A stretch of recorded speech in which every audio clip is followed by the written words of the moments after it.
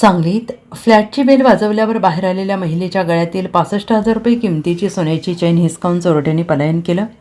ही घटना शुक्रवारी सायंकाळी 6:15 सुमारास गुलमोहर कॉलनी परिसरात घडली.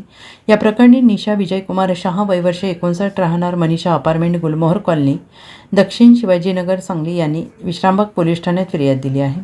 या घटनेची माहिती अशी: फिर्यादी निशा शहा या गुलमोहर कॉलनीतील मनीषा अपार्टमेंटमधील फ्लॅट क्रमांक 1मध्ये राहतात. शुक्रवारी सायंकाळी 6:15 सुमारास त्यांच्या फ्लॅटची बेल वाजली. त्यामुळे त्यांनी दरवाजा उघडला आणि त्यावेळी बाहेरील बाजूस अंदाजे 5 फूट उंचीचा अनोळखी व्यक्ती उभा होता.